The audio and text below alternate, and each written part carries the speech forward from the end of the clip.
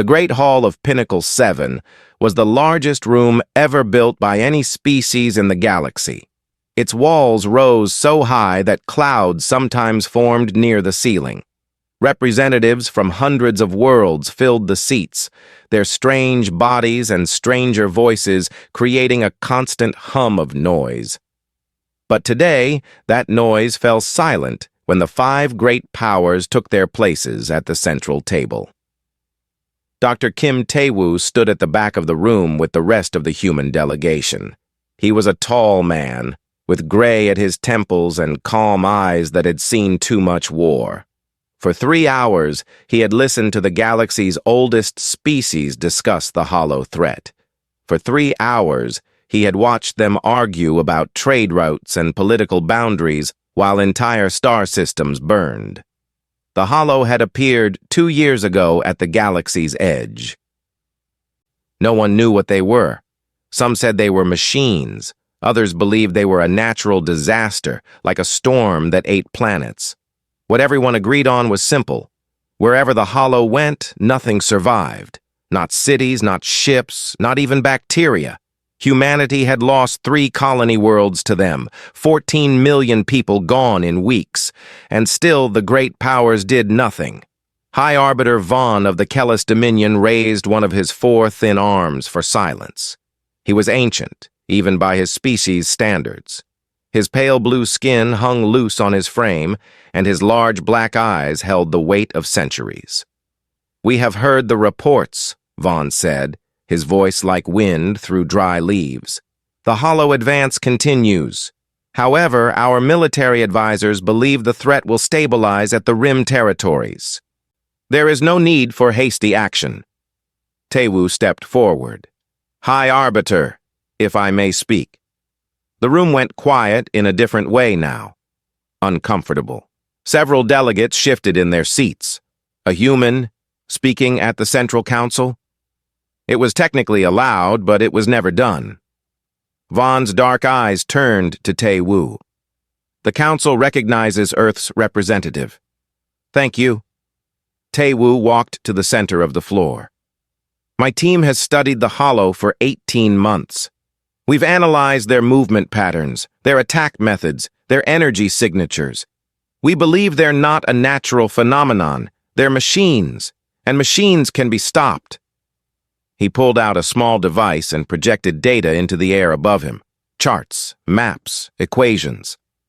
"We've identified what we think is a weakness in their communication network. If we strike here," he pointed to a spot on the map, "we might be able to disrupt their coordination, but we need ships, we need resources, we need the Council to act." For a moment, hope flickered in Tae-woo's chest. The data was solid, the logic was clear. Surely they would listen. Fleet Marshal Riva of the Terani Empire laughed. It was not a kind sound. Riva was massive, her body covered in thick gray plates like armor. Her species had been warriors for 10,000 years. They respected strength and nothing else. "You want us to trust the military analysis of humans?" Riva's voice boomed across the hall. "Your entire fleet would not last 1 hour against a single Terani battle group. And you think you can fight the hollow?" Laughter spread through parts of the room. Not everyone joined, but enough did. Tae-woo kept his face still. "Fleet Marshal, with respect, we're not asking to lead the attack. We're asking to join it, to contribute." "Contribute?" Riva shook her head. "You are children in the stars. Your species has been traveling between worlds for only 200 years. We have been doing it for 20,000. Sit down, human. Let the adults handle this." High Arbiter Vaughn raised his hand again. "The Council appreciates Earth's enthusiasm. But the data you've presented is speculative at best. The desperate theories of a young species grasping at hope. We will continue to monitor the situation." Tae-woo felt something cold settle in his stomach. "Monitor? High Arbiter? Millions are dying." "Millions of humans," another delegate muttered, loud enough to be heard. "Not exactly a great loss?" More laughter. Lieutenant Kang Sora, standing behind Tae-woo, clenched her fists so hard her knuckles went white. She was young, barely 30, but she had already lost a brother to the Hollow. His colony had been one of the first to fall. Taewoo opened his mouth to respond, but before he could speak, his communication device buzzed. He looked down at it. His face went pale. "What is it?" Sora asked quietly. Taewoo didn't answer. He walked slowly back to the human delegation and showed them the message. Admiral Park Do-hun, watching from a screen at Earth Command, read it at the same moment. New Busan. The fourth human colony. Population 2.3 million. Gone. All of it. Everyone. The Hollow had struck again while the council debated trade routes. Taewoo turned back to the central table. His voice was different now, colder, harder. "High Arbiter, we request emergency action. New Busan has fallen. Over 2 million of our people are dead." Vaughn barely glanced up from his own documents. "A tragedy. The council will add it to the agenda for our next session. Your next session is in 6 months. These matters require careful consideration." Something broke inside Taewoo. He had spent his entire career believing in diplomacy, believing that patience and reason could solve any problem. But there was no reason here. There was no consideration. There was only contempt. He straightened his back. Very well. He turned and walked toward the exit. The rest of the human delegation followed. At the door, Lieutenant Kong Sora stopped. She turned to face the council one last time. Her hands did not shake as she activated the universal broadcast system. Her voice did not waver as she spoke words that would echo across 1,000 worlds. The United Earth Council formally withdraws from Galactic Mediation Protocol. Humanity will handle this matter independently. Do not interfere. Then she walked out. The doors closed behind her. For a long moment, no one spoke. Then High Arbiter Vaughn stood up so fast he nearly fell. His ancient face had gone from pale blue to almost white. His aide rushed to his side. "High Arbiter, what's wrong?" Vaughn's voice was barely a whisper. "Send word to every fleet we have, every ship, every station." "Sir, maximum alert. Immediately." The aide stared at him. "Sir, they're just humans. What can they possibly do?" Vaughn turned to look at the closed doors. Somewhere in his ancient memory, buried under centuries of politics and diplomacy, old warnings stirred. Stories from first contact, reports from the border wars, accounts of what humans did when pushed too far. "I don't know," Vaughn said softly, "and that is what terrifies me." Across the galaxy, alarms began to sound. 3 months passed. The galaxy held its breath. On Mars, the shipyards burned bright day and night. Workers who had been building cargo ships now built weapons. Engineers who had designed passenger vessels now designed warships. Admiral Park Do-hun walked through the construction bays, his hands clasped behind his back, watching humanity prepare for a war no one thought they could win. He was not a tall man, Do-hun. He was not physically impressive, but there was something in his eyes, a patience that felt dangerous. He had commanded ships for 30 years. He had fought pirates, rebels, and once, briefly, the Tyranni themselves. He knew what humans could do when they stopped asking for permission. "Admiral," a young officer jogged up to him with a tablet. "The 7th Fleet reports ready. That's 12 battle groups now at full strength." Do-hun nodded. "And the reserve ships?" "Being pulled from storage facilities across the system. Some of them are 50 years old, sir, but engineering says they can fly." "Make them fly." Across the solar system, similar scenes played out. Luna's underground factories produced weapons that had been banned by galactic treaty.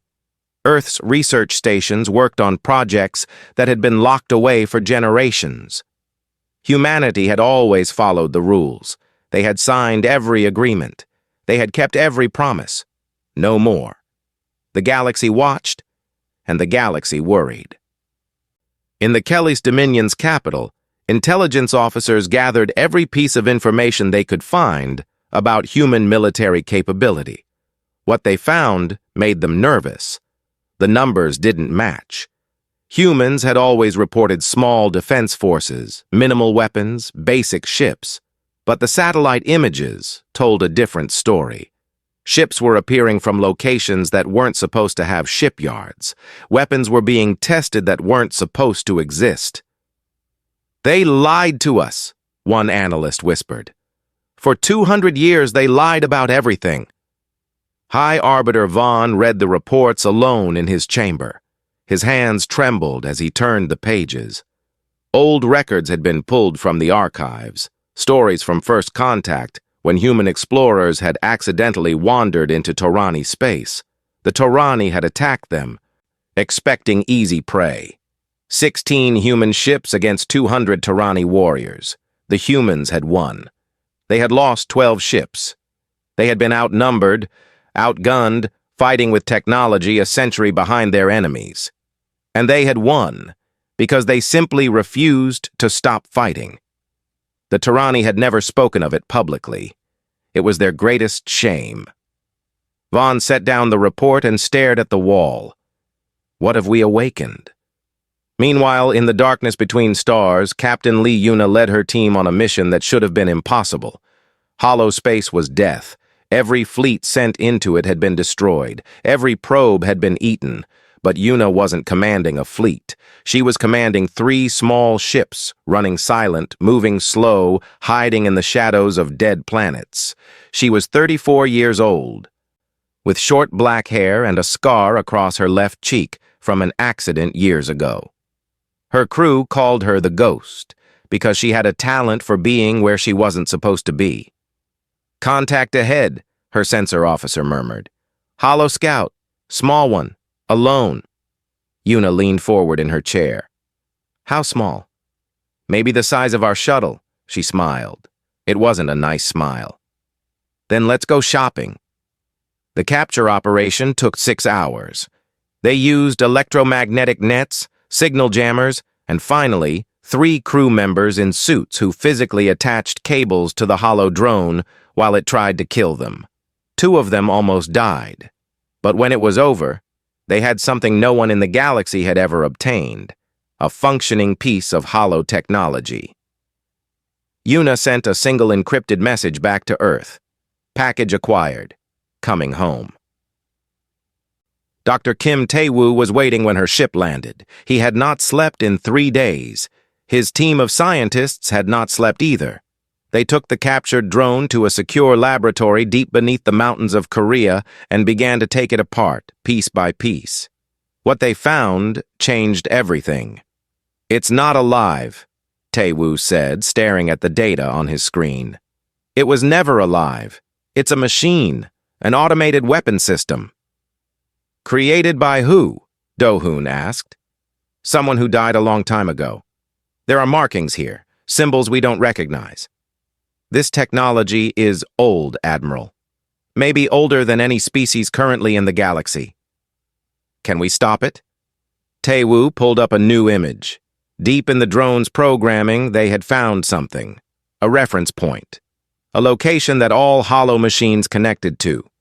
A central hub that coordinated their movements, their attacks, their spread across the stars. "Every machine has an off switch," Tae-woo said. "We just have to find it and flip it."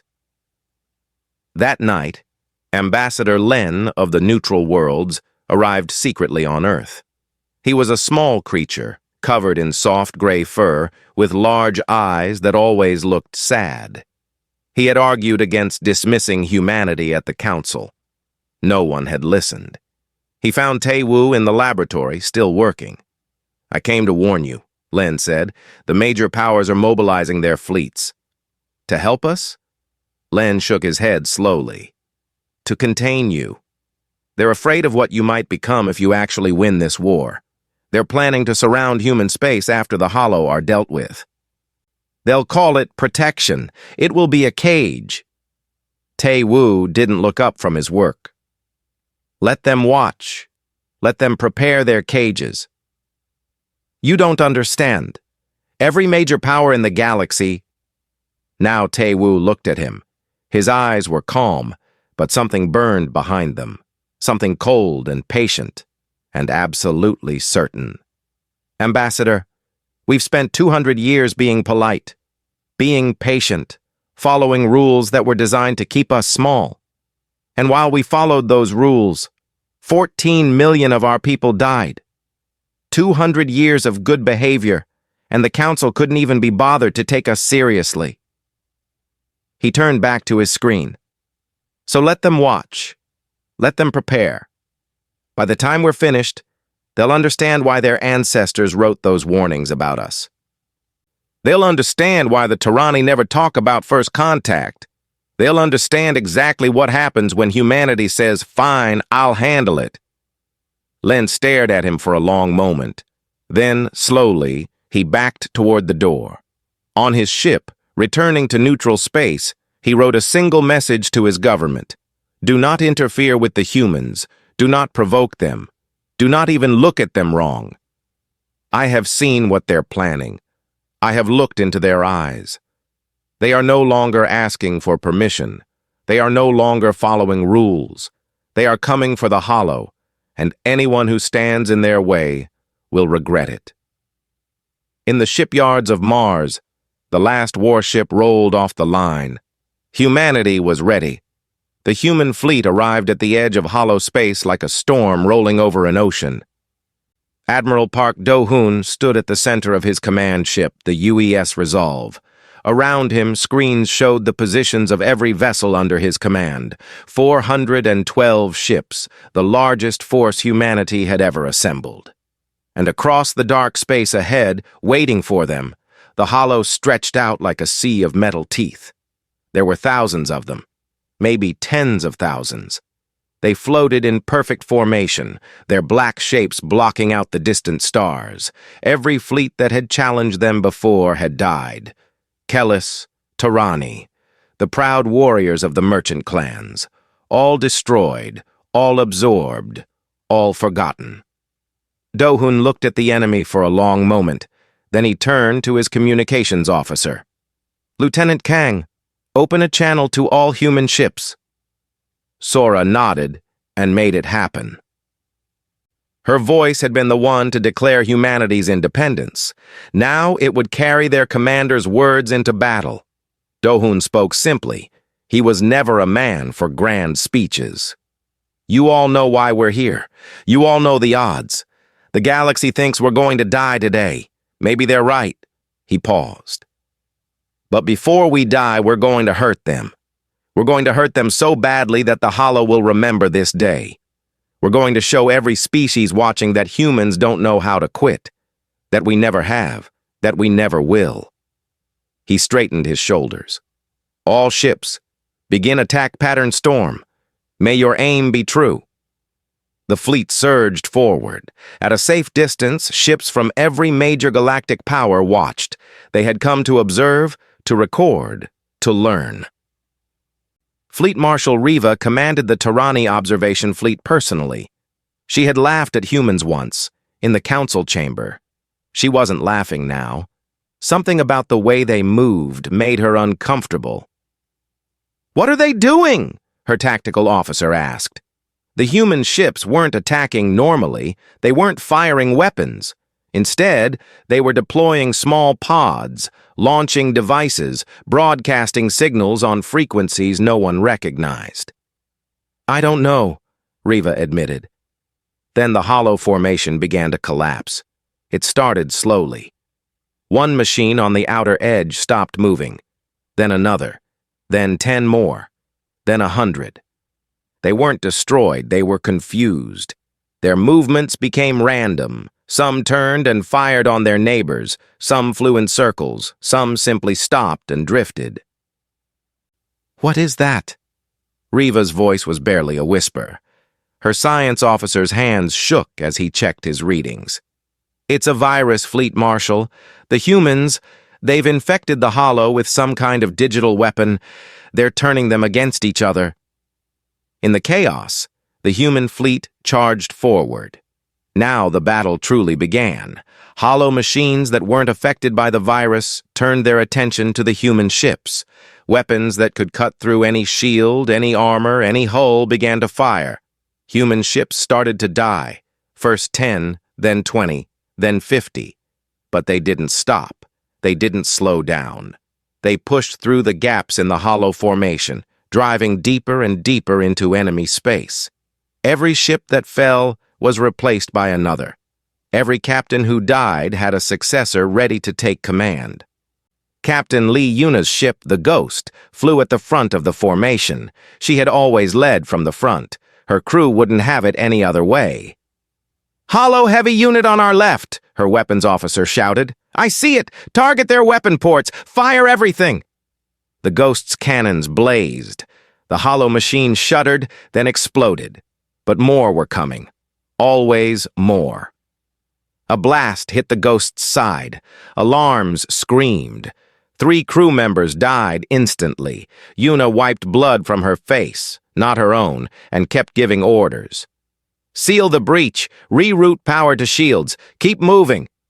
Behind the battle, Riva watched the human casualty numbers climb. 30% of their fleet gone, then 40%. They should have retreated by now. Any sane commander would have pulled back, regrouped, tried again later. Do-hoon didn't even slow down. "Why aren't they stopping?" Riva's tactical officer asked, his voice shaking. "They're being slaughtered." Riva didn't answer for a long moment. She was remembering old stories, the border wars, a human colony that had been attacked by raiders.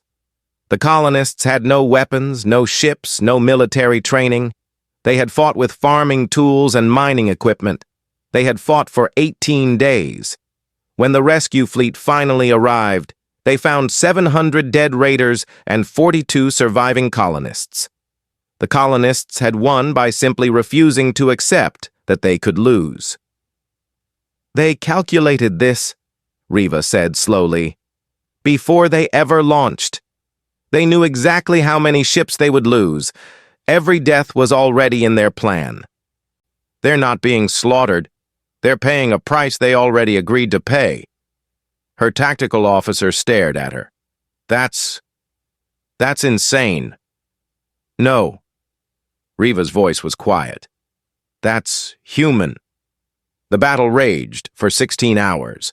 By the end, the human fleet had lost 60% of its ships. Thousands of good men and women dead. But they had broken through the hollow defensive line.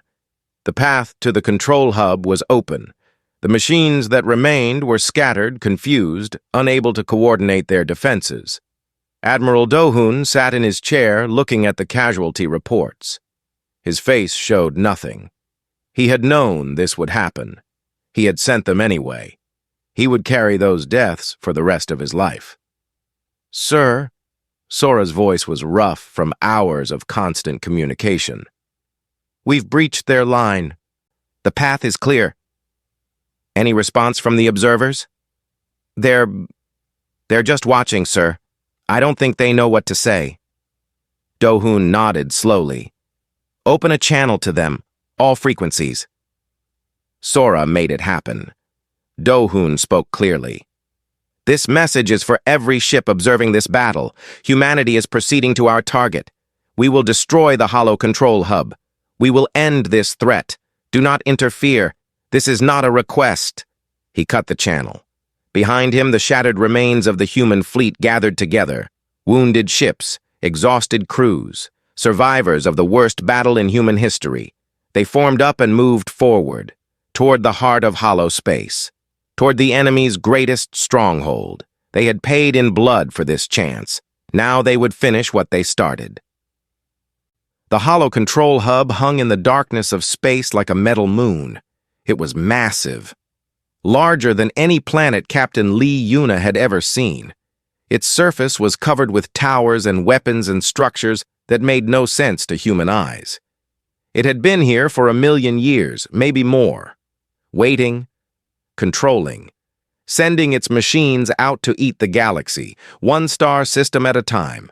What remained of the human fleet approached carefully. 163 ships out of 412. The survivors of the worst battle in human history. They were tired. They were wounded. Many ships were held together by nothing more than tape and hope. But they were here. They had made it. Admiral Do-hoon studied the hub on his screen. What kind of defenses are we looking at? His tactical officer shook her head. Nothing we've ever seen before, sir. The scans show weapon systems we can't even identify.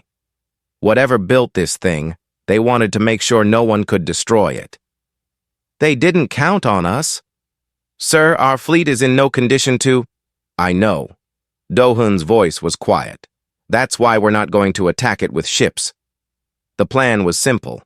While the fleet provided a distraction, a small team would physically enter the hub. They would find the control center. They would shut it down. Dr. Kim Tae-woo's research had found the off switch. Now someone had to flip it. Yuna volunteered before anyone else could speak. My ship is half destroyed anyway, she said over the command channel. I'll take a shuttle and a small team. We'll get inside while you keep them busy. Captain, Do-hoon's voice was careful. The chances of survival for that mission are— I know what they are, Admiral. Yuna smiled, though no one could see it. I didn't come this far to watch from a safe distance. Give me your best people. We'll get it done. 1 hour later, Yuna's shuttle launched from the Ghost's damaged bay. 12 people inside, all volunteers, all knowing they probably wouldn't come back. The battle began. The human fleet attacked the hub with everything they had left. Cannons blazed, missiles flew, ships darted and weaved as the hub's defenses woke up and started killing them. One by one, the remaining human vessels died. They died slowly, buying time with their blood and their lives. Yuna's shuttle slipped through the chaos like a ghost through smoke. Approaching the surface, her pilot reported. Looking for a way in. The hub's surface was a maze of metal and darkness. Strange shapes moved in the shadows. Automated defenses tracked them but couldn't get a clear shot. The pilot was good, the best Yuna had ever seen. He found a gap in the outer wall and dove through it before anything could stop them. Inside, the hub was worse. Corridors stretched in every direction, built for creatures that didn't think like humans. The walls seemed to move. The air was thin and cold. Strange sounds echoed from somewhere deep below. Yuna led her team forward. They encountered the first defenders 3 minutes in. Machines the size of dogs, fast and deadly, with blades for limbs. The team fought through them and lost 2 people. Then more defenders came, bigger ones. The team fought through them and lost 3 more. By the time they reached the inner levels, only 5 of them remained. Yuna's arm was broken, her suit was cracked, blood ran down her face from a cut on her forehead. She kept moving. Captain. One of her team, a young man named Jay, pointed ahead. I think that's it. The control center was a vast chamber filled with light. Screens covered every surface, showing images from across the galaxy. The hollow network, every machine, every fleet, every harvesting operation. All of it controlled from this one room, and in the center, a console, the heart of it all. Yuna approached it slowly. Her broken arm hung at her side. Her breathing was ragged, but her eyes were clear. Can we shut it down? She asked. Jay studied the console. His face went pale. Yes, but— Captain. Someone has to stay connected to the system during the shutdown. It takes 17 minutes. The hub will try to stop the process. It will try to kill whoever is connected. 17 minutes. An eternity. How do I connect? Yuna asked. Captain, no, I'll do it. You should— How do I connect? Her voice left no room for argument. Jay showed her, a panel on the console. Place your hand there and the system links directly to your mind. For 17 minutes, you would feel every hollow machine in the galaxy trying to tear you apart from the inside. Yuna looked at her team. 4 people left. Good people. People with families waiting at home. Get out, she said. All of you. Use the shuttle and get back to the fleet. We won't leave you, Jay said. That's an order. Yuna's voice was soft but absolute. Someone has to tell them what happened here. Someone has to make sure they know we did it. That's your mission now. Survive. Tell the story. They didn't want to go. She could see it in their faces. But they were soldiers, and she was their captain, and they obeyed. When they were gone, Yuna turned back to the console. She thought about her family. Her mother, who had died when she was young. Her father, who had raised her to never give up. Her crew on the Ghost, who had followed her into hell without hesitation. She thought about New Busan, about the millions who had died while the galaxy did nothing, about the children who would never grow up. She placed her hand on the panel. Pain exploded through her mind. The hollow network screamed, a million machines crying out in digital fury, trying to stop her, trying to kill her, trying to make her let go. She held on. 16 minutes and 43 seconds later, the screaming stopped. Across the galaxy, every hollow machine went dark at the same moment. In Kelly's space, in Torani territory, at the edge of the neutral worlds, everywhere. A threat that had consumed star systems simply stopped. On the Resolve, Admiral Do-hoon watched the tactical display. The hub's defenses fell silent. The machines stopped moving. "Sir," Sora's voice cracked. "Captain Lee's signal. It's gone." Do-hoon closed his eyes. He stood there for a long time, saying nothing. Then he straightened his shoulders and spoke. "Mark the coordinates. Prepare a recovery team." His voice was steady, even though something inside him was broken. "She's coming home." The war was over. Humanity had won, and the price had been paid in full. 6 months later, the Great Hall of Pinnacle 7 was silent. Every seat was filled. Representatives from hundreds of worlds had come to witness this moment. But no one spoke. No one whispered. They simply watched as the doors opened and the human delegation walked in. Dr. Kim Tae-woo led them. He looked older than he had before the war. There was more gray in his hair now, more lines on his face, but his eyes were the same, calm, patient, and somehow terrifying. Behind him came the survivors, officers who had fought at the Battle of the Dark Rim, scientists who had cracked the hollow code, and at the very back, Admiral Park Do-hoon, wearing his dress uniform for the first time in years. They walked to the central table, the table where the 5 great powers sat, the table where humanity had been told to sit down and be quiet. There was no chair waiting for them. Tae-woo didn't stop.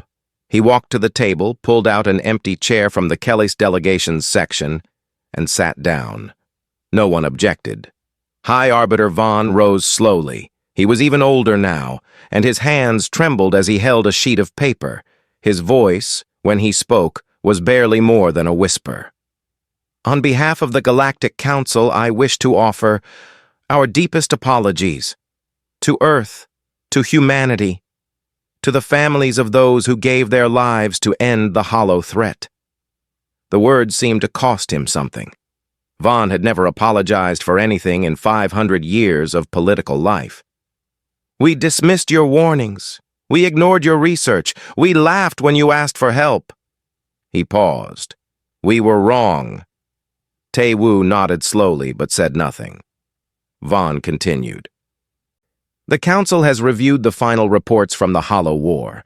The results are remarkable. 847 star systems have been liberated. 12 billion lives across multiple species have been saved. Worlds that we had given up for dead are now free." He looked down at his paper. Human losses: 1,200,000 military personnel, 249 ships destroyed, and Captain Lee Yuna of the Special Operations Division awarded posthumously the first ever Cross of Earth for her sacrifice at the Hollow Control Hub. The hall remained silent. "We owe humanity a debt we can never repay," Vaughn finished. "The Council is prepared to offer whatever compensation, whatever recognition, whatever—" "We don't want compensation," Tae-woo interrupted quietly. Vaughn blinked. I'm sorry? We didn't fight this war for rewards. We didn't sacrifice our people for political power or territory or recognition. Tae-woo stood up. We fought because someone had to, because millions were dying and no one else would act. He looked around the chamber, meeting the eyes of delegates from species that had mocked humanity for 2 centuries. We're not here to demand special treatment. We're not here to take over the council or claim leadership of the galaxy. We're here to make sure this never happens again. Fleet Marshal Riva leaned forward in her seat. The great Torani warrior had changed since the war. She had watched the entire battle from her observation ship. She had seen what humans could do. She had spent 6 months thinking about what it meant. What do you want then? She asked. One thing. Tae-woo's voice was clear and calm. A new law. When any species faces an extinction-level threat, the Council must act, not observe, not monitor, not discuss it for 6 months while people die. Act. Immediately. With everything available. He paused. And if the Council refuses to act, humanity will. Just like we did this time. Just like we'll do every time. The chamber erupted in whispers. Some delegates looked angry, others looked afraid. A few nodded slowly, understanding what they were hearing. Vaughn raised his hand for silence. You're asking us to change the fundamental structure of galactic governance. Our policy of non-interference has existed for 10,000 years. And in 10,000 years, how many species have gone extinct while you debated policy? Tae-woo asked. How many worlds have been lost while you discussed trade routes? The Hollow killed billions before anyone took them seriously. We can't let that happen again. The vote was held immediately. Tae-woo's proposal passed unanimously. After the session, as delegates filed out, Fleet Marshal Riva caught Tae-woo's arm. Her grip was strong, the grip of a warrior who had killed with her bare hands, but her touch was gentle. I need to know something, she said. You have the power now. Everyone knows it. After what you did to the Hollow, no one in the galaxy could stop you. Why don't you simply take control? Demand tribute? Establish an empire? Tae-woo looked at her for a long moment. Something that might have been pity crossed his face. Because we remember what it's like to be small, he said. To be dismissed. To have no one listen when we needed help. We didn't become what we are by forgetting that. We became what we are because of it. He gently removed her hand from his arm. We're not your rulers, Fleet Marshal. We're not your masters. We're just the people who show up when no one else will. That's all we've ever wanted to be. He walked away, leaving Riva standing alone with her thoughts. 1 year later, a memorial station was completed in orbit around Earth. It floated in the darkness of space, a place of silence and remembrance. Inside, the walls were covered with names. Every human who had died in the Hollow War. Every ship. Every sacrifice. At the center of the station stood a statue of Captain Lee Yuna. She was captured in bronze at the moment before she touched the control panel. Her broken arm hung at her side. Her face was bloody and exhausted, but her eyes were determined. Her hand was reaching forward. At the base of the statue, a simple inscription had been carved. Admiral Park Do-hoon had chosen the words himself. They told us to stand aside. We said, fine, I'll handle it. And we did. We always will. Across the galaxy, that message was translated into every language. It was displayed in council chambers and military academies and children's schools. Not as a boast, not as a threat, as a promise. The galaxy had learned what humanity's ancestors had known for thousands of years. Humans didn't start fights. They didn't seek war or conquest or domination. They were happy to live in peace, to cooperate, to follow the rules. But when pushed far enough, when ignored, when told to sit down and be quiet while their people died. They finished things, permanently, and now everyone remembered.